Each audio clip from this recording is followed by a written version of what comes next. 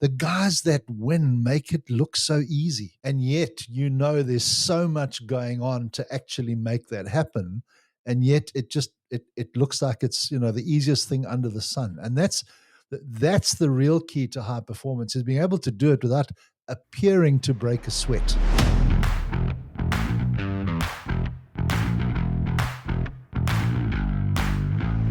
Welcome to Professional Builders Secrets, the podcast for building company owners wanting to grow safely and securely. I'm your host, Will Blunt, and today I'm joined by the co-founders of the Association of Professional Builders, Sky, Kolade, and Russ Stevens. We're also joined by our head coach, Andy Skarda. Welcome to the show, everyone. Thanks, Hey, Will. Will.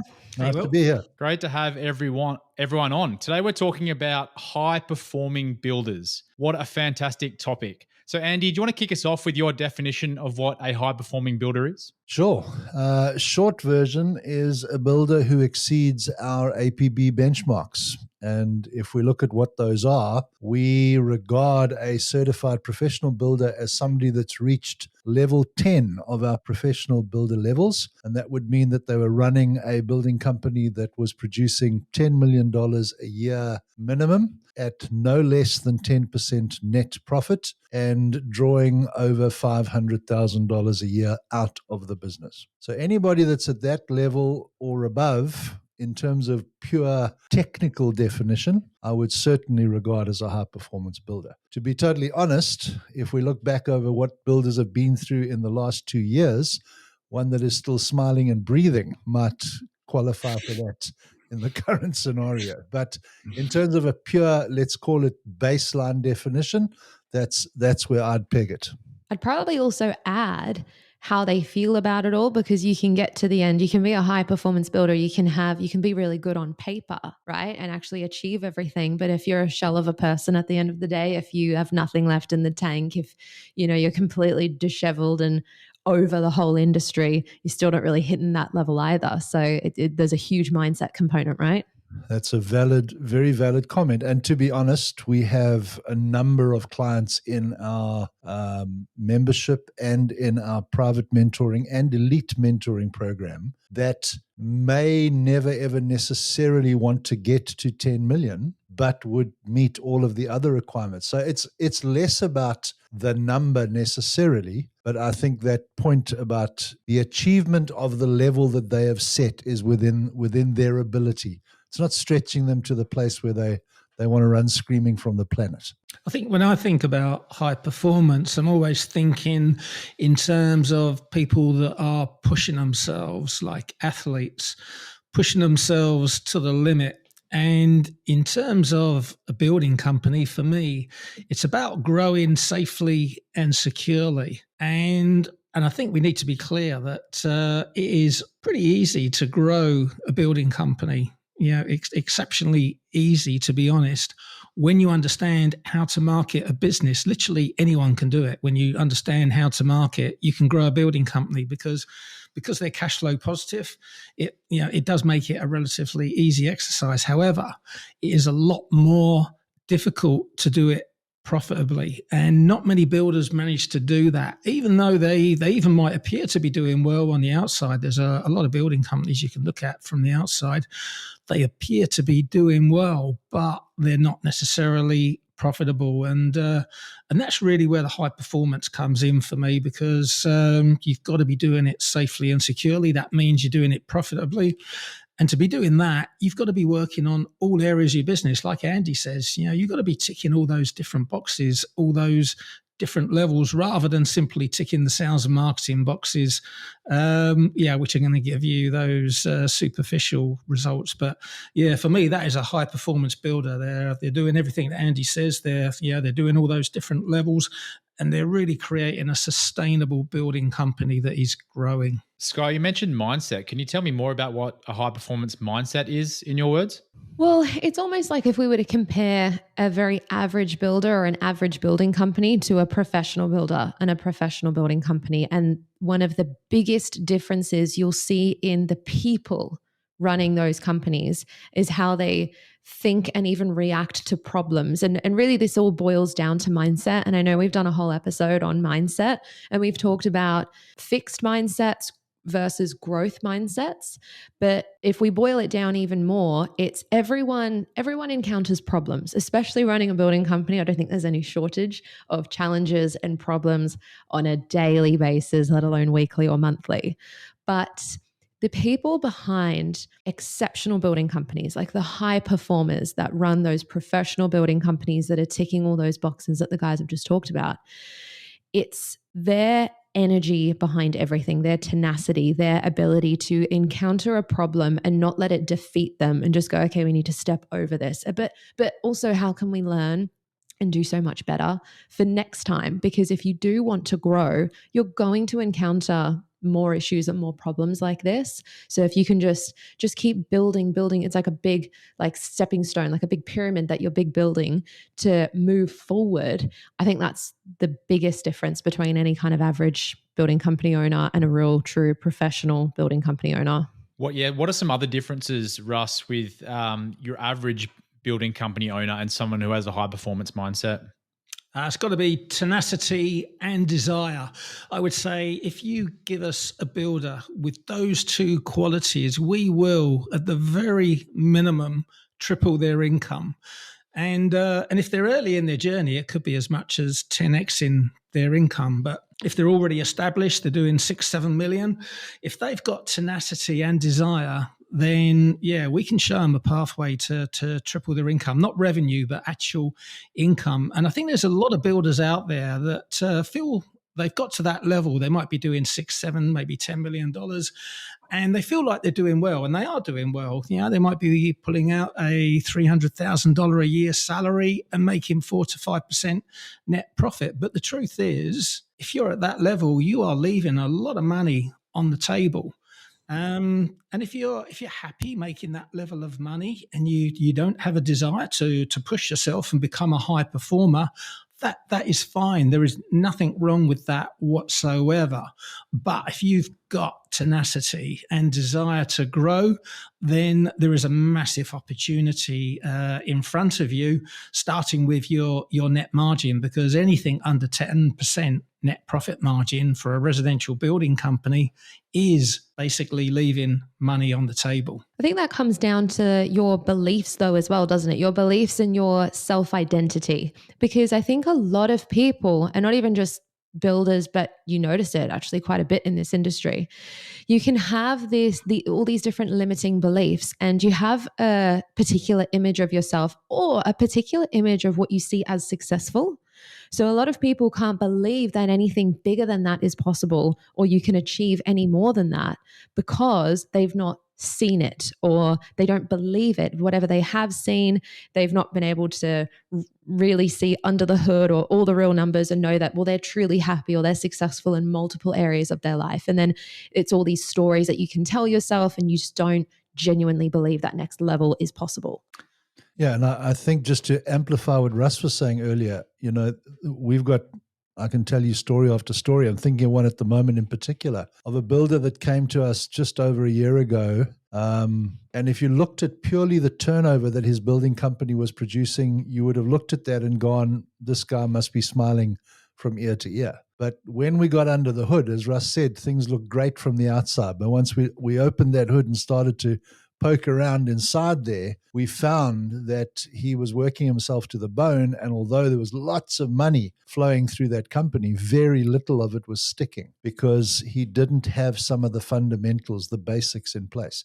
And I think that highlights the fact that it is possible to build what really appears to be a thriving building business. I mean, we're talking tens of millions of dollars in revenue per annum to this business and still make no money. So, it's critical that we understand that when I kind of, and I might have trotted that out a little bit glibly, it's 10 million and it's 10% and it's 500K. For that to happen, that's the culmination of a broad range of things all happening simultaneously, all working cohesively to deliver that kind of outcome. That's not going to happen kind of on its own or by mistake. There's a very intricate web of interaction going on there for that to be the outcome. Yeah, and I think Sky touched on a really good point there as well. This belief we have of how much we can earn. which is very important that we normally need outside help to actually push beyond that, because if we don't, we will have that limiting belief.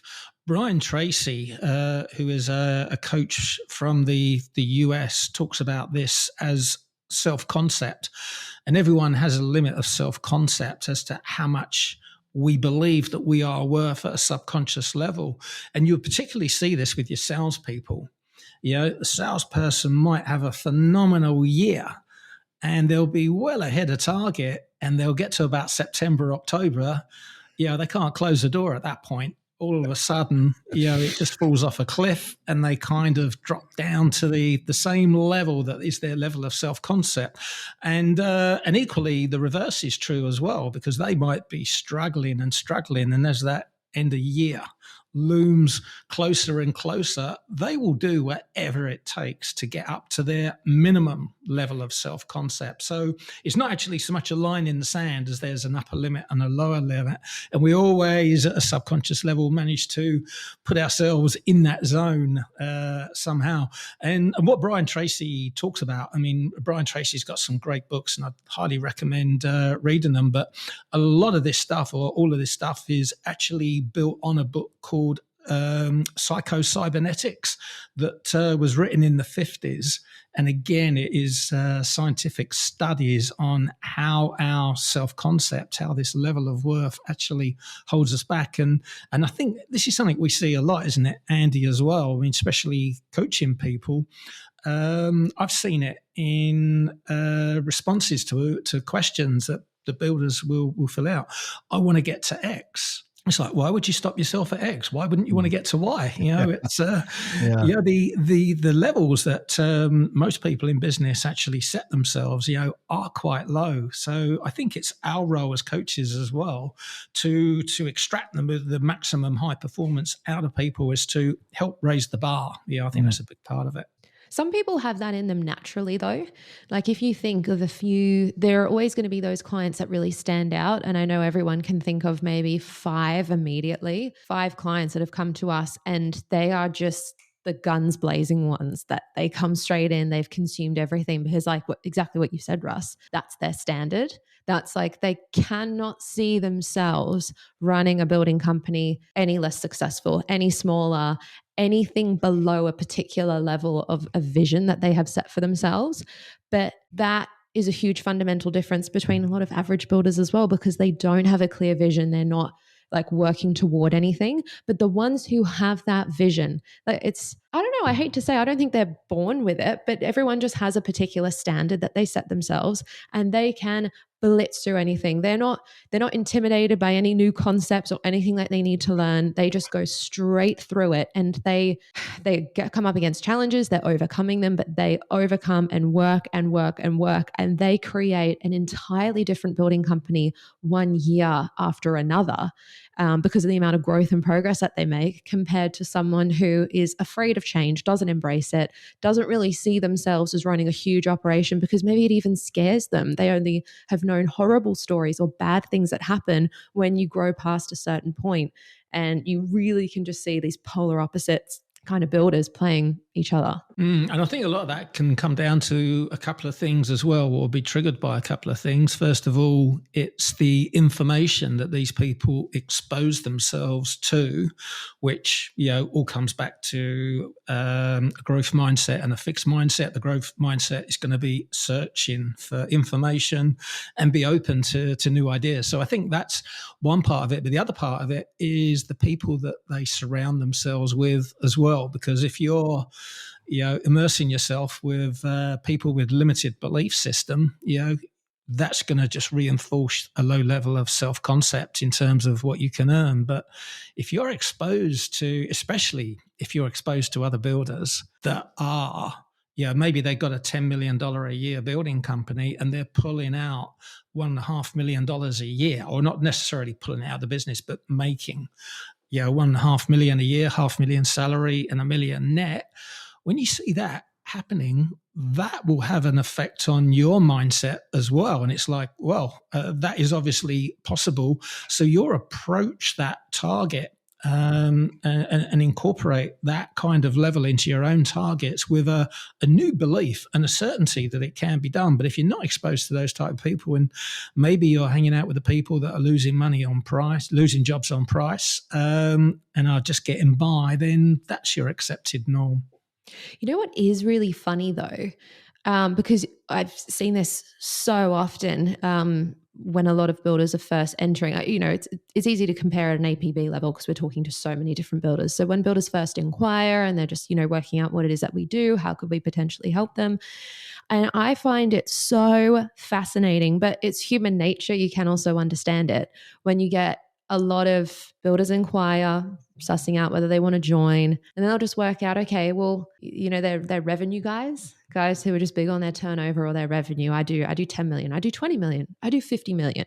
It's like, what could I learn when some of your reviews or testimonials are guys doing like 10 million or 6 million or smaller? And all you got to ask is, well, what's your net profit margin or what's your gross profit? And they might not have the same amount as gross profit margin.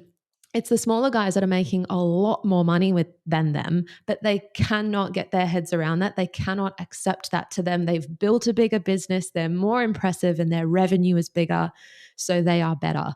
And that is one of the most dangerous mindsets to come in contact with. There's a really interesting book. What's it called? I think it's Profit First by Mike Mikowski. I've probably butchered his last name, but in this book, he talks about the easiest way to compare businesses is look at their gross profit, because revenue means nothing. Everyone's got different margins, especially like gross profit margin. So try and compare businesses on what's your gross profit. So forget the revenue figure. What are those figures? Are you in the tens of thousands, hundreds of thousands, or millions? And then you can compare each other, and then you can look at your net profit margin. But forget the revenue. That's just such vanity. But it's just one of the biggest mistakes guys make. Yeah, revenue is vanity, profit is sanity, and there's a third component to that which I don't normally like repeating, especially in construction, because I think it can give people a false sense of security. But the third part is cash is reality. But when you're in an industry that's cash flow positive, I think you can get a false sense of security, or a false sense of reality, I should probably say. And there's that old story about the fleas. If you put a couple of fleas in a coffee can and you put the lid on it and just leave the lid on for 10 minutes, after they've bumped their heads a couple of times, you can take the lid off. They won't jump out anymore because they've been conditioned. That's as far as I can go. They don't even push beyond that. Yeah. Russ, what you were saying earlier about being in an environment where you're exposed to people that are breaking that ceiling. And I mean, I always look at it, take it to the next level. We've been pretty focused on turnover and profit and all of those sort of things. But really, when we start to look at those high performers, they're also taking regular holidays. They're playing golf regularly. They're out to dinner 3 nights a week. They don't work on weekends. There's all of these other lifestyle things that start to come into that picture. I think most of addicted to rugby union might be an understatement of my life. But what always amazes me is I watch players, and Russ, I'm sure you'll see this in the motor racing world as well. The guys that win make it look so easy, and yet there's so much going on to actually make that happen, and yet it looks like it's the easiest thing under the sun. And that's the real key to high performance, is being able to do it without appearing to break a sweat. For me, that would kind of be the cherry on top of the cake. Yeah, you're doing it on autopilot because your mind is already thinking further down the track, isn't it? You're looking way ahead. So, Sky, if a building company owner has these limiting beliefs and they feel like they've got that ceiling stopping them from being high performing, what effect can that have on their company? Well, it's kind of like Einstein's definition of insanity, isn't it? Like, keep doing what you've always done. You can't expect a different result. You're just going to keep getting what you've always got. So if you have these limiting beliefs and you're not either aiming higher, or maybe you're aiming higher, but you're kind of kidding yourself because you genuinely don't believe it. If you cannot picture your life and this state of success and prosperity and really the high performance building company that you want to have, you're not going to achieve it if you cannot picture it, if you cannot believe you're going to be there. So, I hate to say it, but you kind of are just going to like cruise along with the same mediocrity, and you're going to encounter stressful situations, problems, and challenges, and they are going to rattle you because you don't have really what you really need to dig deep and overcome them. And in a very graceful way that Andy was just explaining, the way that it doesn't look like you're breaking a sweat. And that's not to say high performers don't get stressed and have stressful situations. Obviously, they do. But it's just about how it's handled. And again, the mindset around there's a challenge, there's a problem, we can move on, we can get past this, and we can do a lot better. I think there's a danger when you don't have the right attitude or mindset, when you're not focused on being better. The reality is that you're going to get manipulated by clients, by subcontractors, and by suppliers. And that's because the clients are going to say to you, the price is too high, and a low performer, an average performer, is going to drop their price because they think they're going to lose the deal if they don't.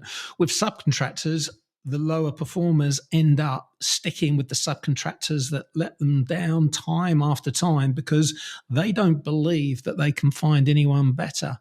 And with suppliers, the average performers will leave money on the table with their suppliers because they believe the salesperson when the salesperson tells them they're already getting the best deal. But a high performer, they think differently. They're looking at things in a different way because they believe and they know that there can always be improvement in both themselves, but in everyone that they're dealing with. And there's that wonderful quote that says, every building business is perfectly engineered to deliver the results that it's delivering. So, bottom line is if we don't address the way the building company is put together, if we keep, Sky's covered the insanity quote, which is absolutely valid, but you could have a building business that is performing adequately, but it's not high performance because it's not engineered to be a high performance. I love my car, but I probably wouldn't take it on a track and go up against Russ's car because my car is not high performance where his is. So, it's that difference in terms of if you want the outcome to be different, you're going to have to engineer and build this thing in a different way in order to take you to where you want to be. I love that quote, Andy. That is just such a great quote, isn't it? And it brings home the reality, isn't it? Every company is engineered to get the results that it receives. Yeah.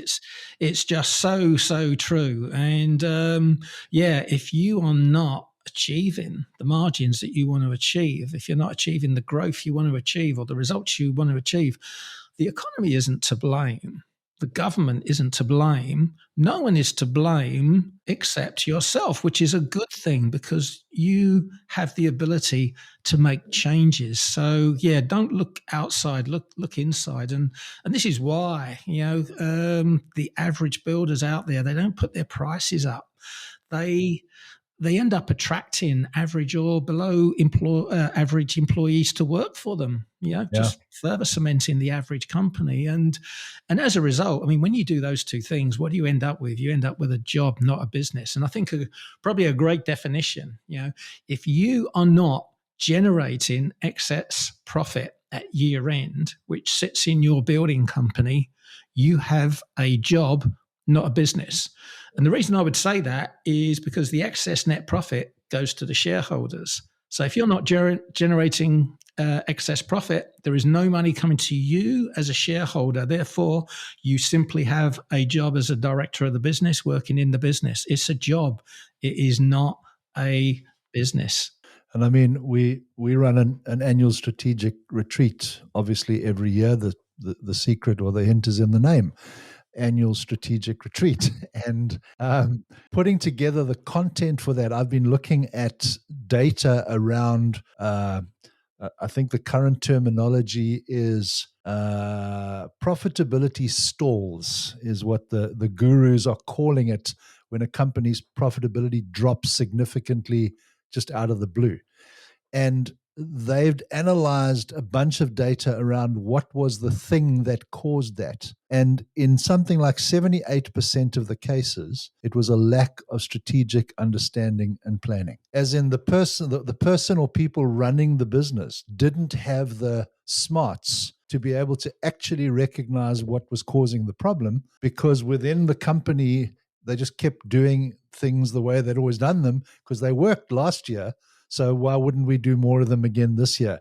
So there's a thing that starts to play into this that says you have to change the way you think if you want to get different results. If you don't, you're a bit like a farmer who doesn't plant any seed, but then sits and waits for the crops to grow. It's literally not going to happen until that mindset change happens. I love it. And you know what I want to add to that? It's all to do with the leadership of the building company. You can talk about the people being high performers, but what's that quote? If you want to go fast, go alone. And if you want to go far, go together. Yeah. And you cannot build a world-class company without a team. Exactly. And that is all completely dependent on your leadership ability. And a lot of people are not going to follow someone who cannot lead properly. If you have terrible leadership qualities and you have no tenacity and all these qualities that we're just talking about, they all absolutely matter. But it is your job as the leader to bring everyone with you, because you know what?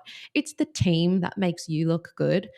I can appreciate, shout out to all the successful building company owners. There's a huge credit to you there.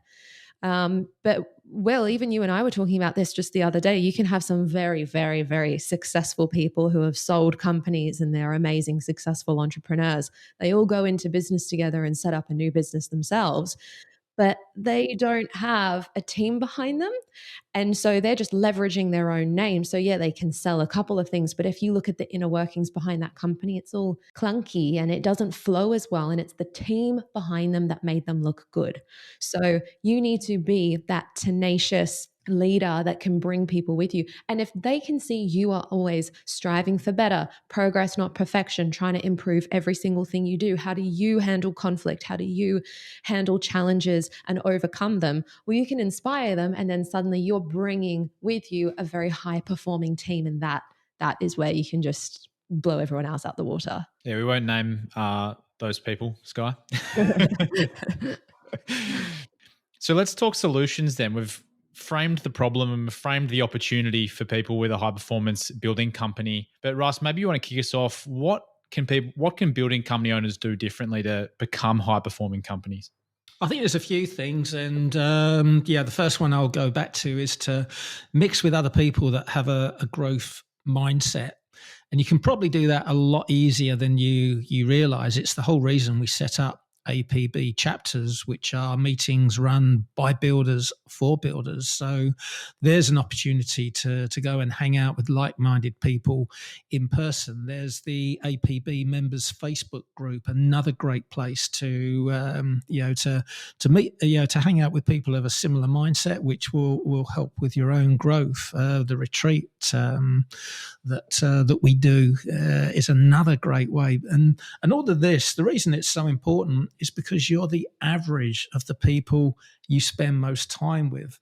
Another thing is learning as well. We can never stop learning, and obviously being open-minded enough to learn as well, because we don't know what we don't know.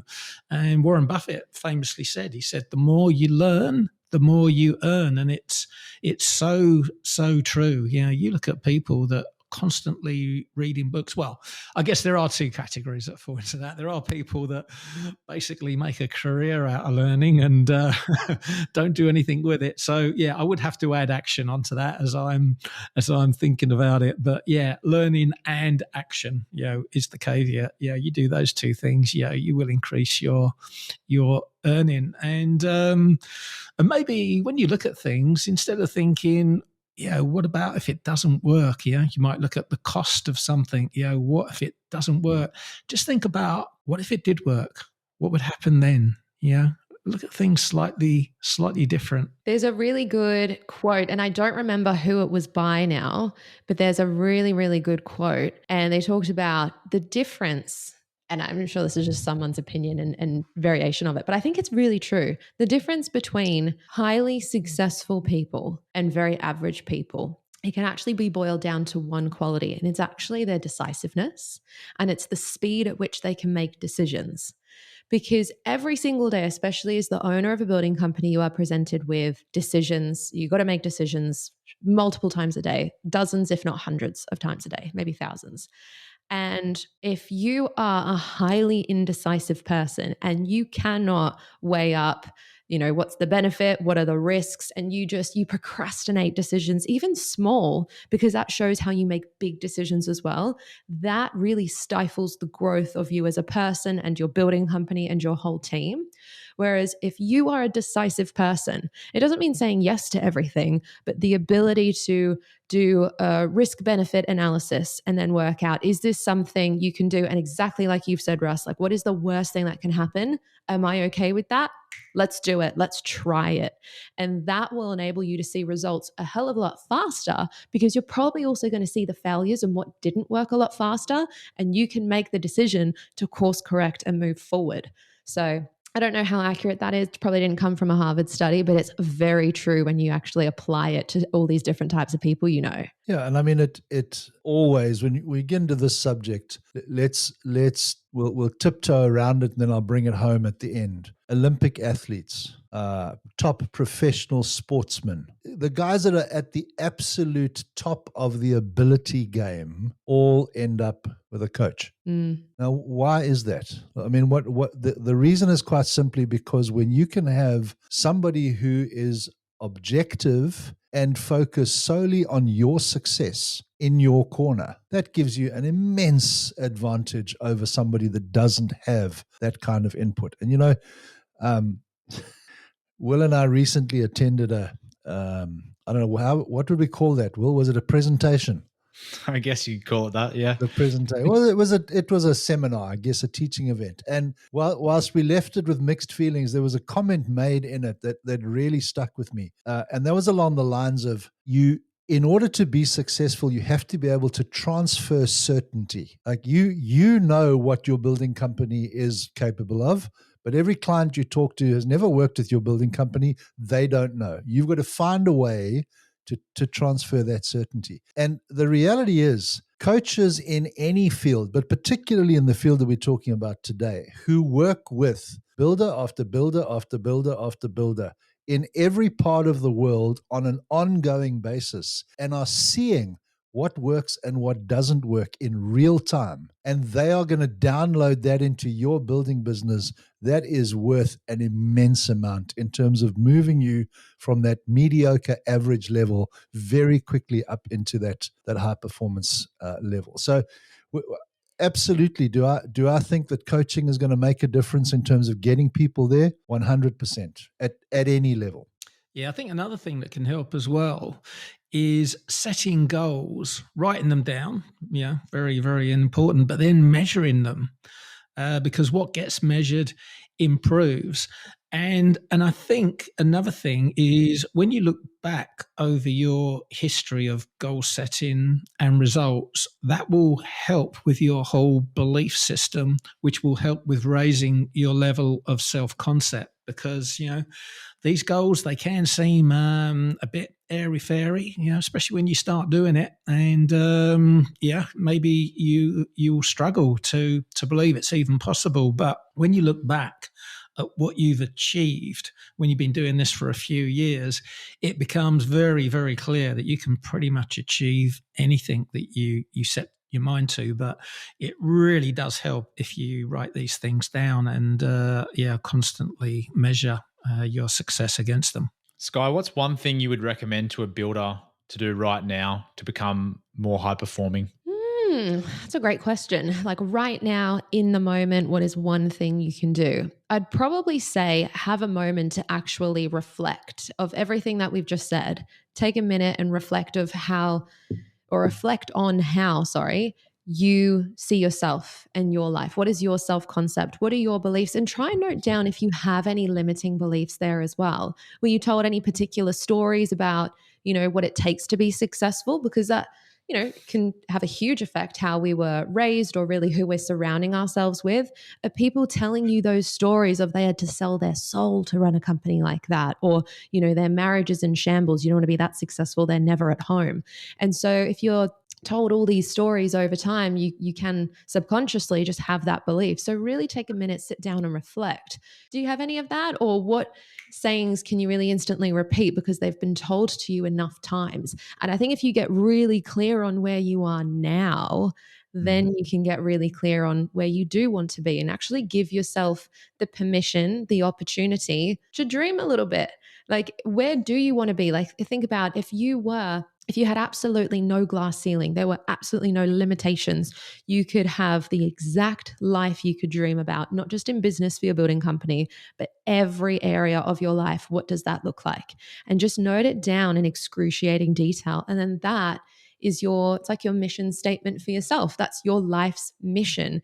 And then you need to go out and create a plan and action it to actually achieve that. Now, how you action it, there are so many different things you can do. And like Andy said, even having a coach to help you in your highest level of daily performance, that will help tremendously. But it's also how you're doing your business planning. What systems are you putting in place? And of course, the people you surround yourself with. But I want to talk about that in two specific areas, because you can surround yourself with other entrepreneurs, building company owners, and from the leadership perspective, to sit down and talk to other leaders. What are they doing in the industry? What is working? Get inspired, get energized. That's amazing. But also think about who you're surrounding yourself with in your company. And by that, I mean, who are you hiring? Because you want to build a team of high performers as well. You want to make sure you have that leadership ability, and you better work on your soft skills of communication and leadership and all of the above. But be on the lookout for those incredibly inspiring and energizing team members that you can bring on board. And what you'll notice with some of the most successful people, they're not the smartest ones in their company. They're just not.